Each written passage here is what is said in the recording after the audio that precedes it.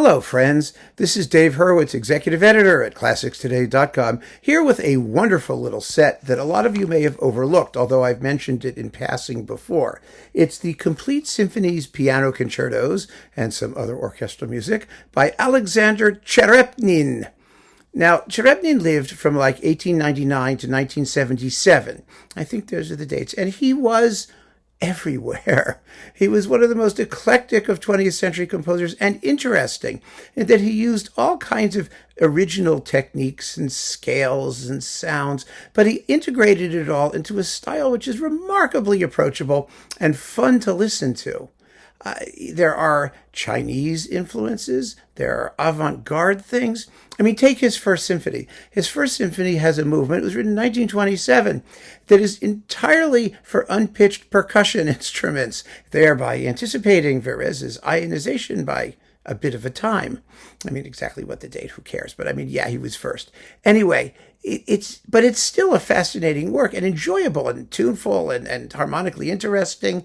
It's just wonderful. His third symphony and his fourth piano concerto are both influenced by Chinese scales and Chinese melodies.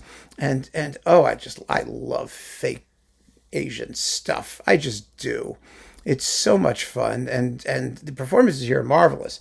They feature the Singapore Symphony Orchestra conducted by Shui. There we are.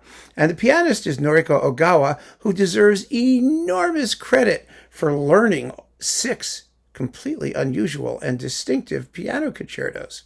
The first 2 piano concertos are in 1 movement. The next one is in 2 movements.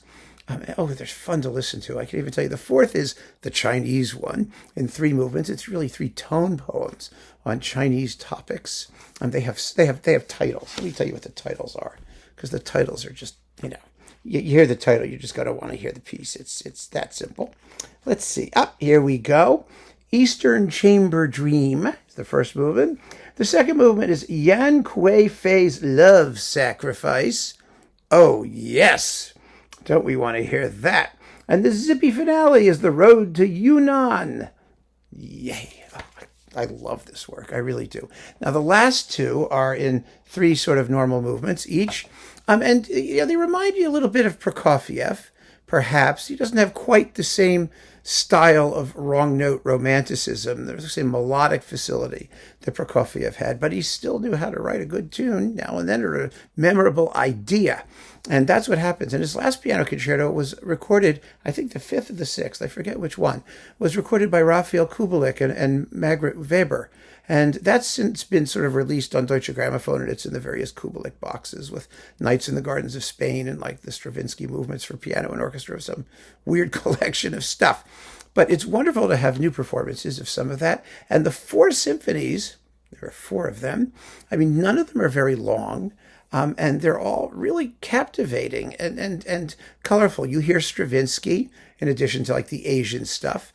Remember Stravinsky wrote things using what's called an octatonic scale, which is, you don't have to know what it is. It's not important to know what it is.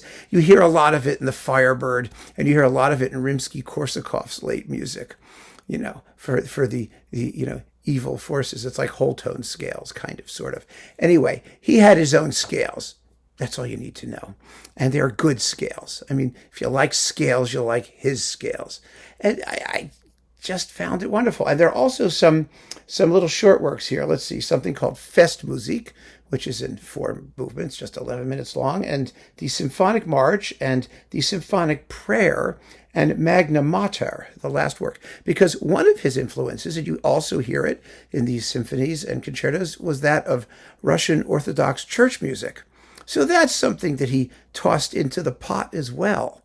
And I just love composers like this. They're eclectic and they forge their own individual style out of these various elements. One thing that Tcherepnin really had, maybe he got it from his dad, who was the composer Nikolai Tcherepnin, who was a pupil of Rimsky-Korsakov, and whose music we've also talked about on various occasions.